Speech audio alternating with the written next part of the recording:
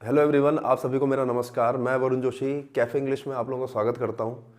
जैसे कि आप लोगों को पता है कि कुछ काफ़ी टाइम हो चुका है वैसे तो इस बात को, ठीक है, जब यूकेपीएससी ने अपना इंटर कॉलेज लेक्चरर का जो रिवाइज सिलेबस है वो आउट करा है अभी, ठीक है। थोड़ा सा ये सेटअप वगैरह करने में थोड़ा टाइम लग गया मेरे को, तो आज ट्रायल बेसिस पे एक वीडियो पे हम काम कर रहे हैं देखने के लिए हमारे setup how is it going to work, है ना, या क्या इसमें और चेंजेस की ज़रूरत हो सकती है, क्या इसमें अमेंडमेंट्स और हम कर सकते हैं, इंप्रूवमेंट कर सकते हैं।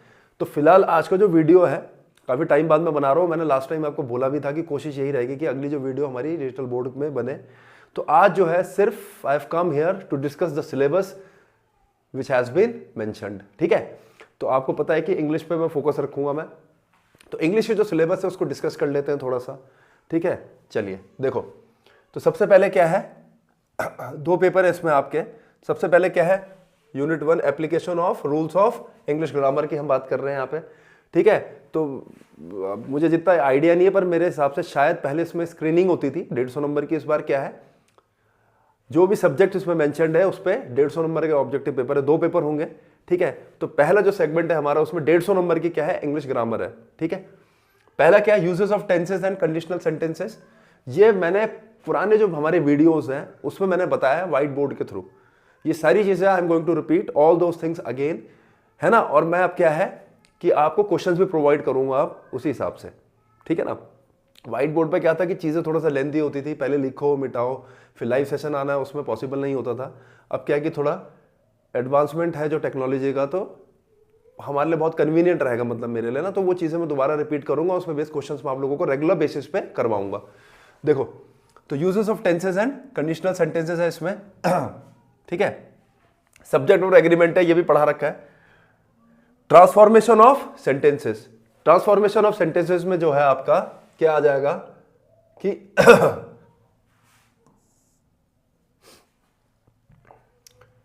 इसमें क्या आ जाएगा आपका, जो हमारे पास सेंटेंसेस होते हैं कैसे, सिंपल,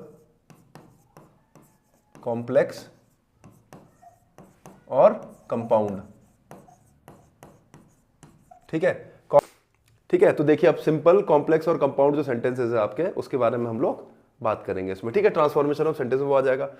डायरेक्ट इनडायरेक्ट नरेशन भी आप लोगों को पढ़ाया जा चुका है, ठीक है, ये मैंने पढ़ा रखा है। अब करेंगे क्या कि जो topics which have already been taught to you, उसमें मैं क्या करूंगा कि थोड़ा सा एक ब्रीफ आइडिया दूंगा हमेशा, है ना, हमेशा एक ब्रीफ आइडिया आप लोगों को जरूर दूंगा। उसके बाद हम उस पर बेस्ड जो मैक्स नंबर ऑफ क्वेश्चन है वो सॉल्व करवाऊंगा मैं आप लोगों को। अगला है टेस्ट ऑफ वोकैब, ठीक है। तो अब क्या है, वन वर्ड सब्स्टिट्यूशन हो गया, antonyms, synonyms and homonyms, phrasal verbs and idioms and phrases and spellings, ठीक है। ये वाला जो पोर्शन है ये वो पोर्शन है जो कि ग्रामर से अलग हटके आता है, क्लियर है। तो मैं इसके बारे में आपको ये कहना चाहूंगा। अब देखो कि व्हाइट बोर्ड में मैंने आपको जैसे कि बताया कि थोड़ा पॉसिबल नहीं हो पाता था चीज़ों को, इसमें क्या है कि कन्वीनियंट रहेगा सब, है ना। पुराने वाली जितनी भी वीडियोस है सब में मैंने ग्रामर वाले पोर्शन को ही टच करा हमेशा। वो कैब के रिगार्डिंग मैंने आपको बोला था कि भविष्य हम काम करेंगे, तो फाइनली अब हम काम करेंगे। तो अब ग्रामर के साथ साथ मैं बीच में, ठीक है ना, एक एक सेशन जरूर रखूंगा, मतलब ऑल्टरनेट सेशन भी हो सकता है वो, या ठीक है ना, जिसमें मैं ये चारों पांचों चीजों जो मेंशन्ड है, वन वर्ड सब्स्टिट्यूशन हो गया, अच्छा इंपॉर्टेंट, एंटोनिम्स, सिनोनिम्स, होमोनिम्स हो गया, ठीक है। होमोनिम्स वो वर्ड्स जो साउंड जिनकी एक जैसी होती है but they convey different meaning, ठीक है। Phrasal verbs and idioms and phrases हो गया, स्पेलिंग्स, ये वाला पोर्शन भी हम कवर करेंगे, क्लियर है। ज्यादा टाइम कंज्यूमिंग भी नहीं होगा, स्लाइड्स के फॉर्म में या जो भी कन्वीनियंट तरीका होगा उसके हिसाब से मैं आप लोगों को वो करवा दूंगा, ठीक है जी। चलो, बाकी क्या है, कंप्रीहेंशन ऑफ द टेक्स्ट, ये थोड़ा सा जैसे प्रोज पैसेज हो गया, पोएट्री पैसेज हो गया, ठीक है। ऑब्वियसली बात है, लिटरेचर पोर्शन इसमें इंक्लूडेड है सेकंड उसमें। तो बेसिकली क्या होता है कि नॉर्मल तो हमने वो पैसेज देखे, नॉर्मल पैसेज हमने देखे जैसे प्रोज टाइप को जो आते हैं, पर इसमें क्या है, पोएट्री पैसेज भी है ना। तो इस पर भी देखेंगे क्वेश्चंस, पर ये थोड़ा सा सेल्फ प्रैक्टिस वाला ये पोर्शन थोड़ा ज्यादा होता है ना।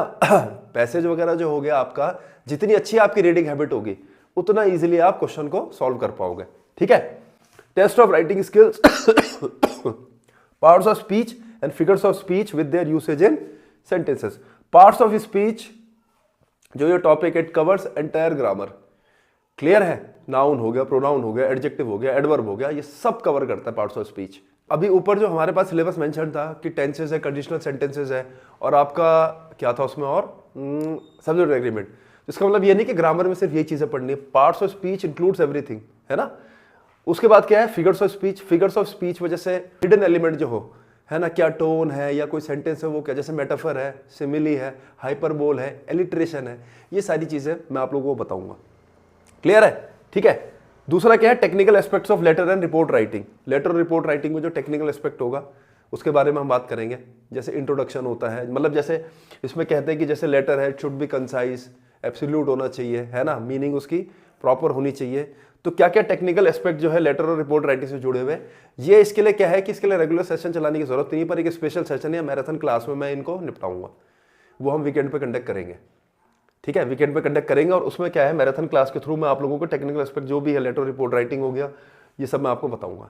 क्लियर है। आई नो दैट कि मैं थोड़ा सा लेट हो गया हूँ, है ना। जैसे यूट्यूब वगैरह पे काफ़ी टीचर्स जो हैं उस नोटिफिकेशन आउट होने के बाद बहुत एक्टिव हो गए, पर कोई दिक्कत नहीं है।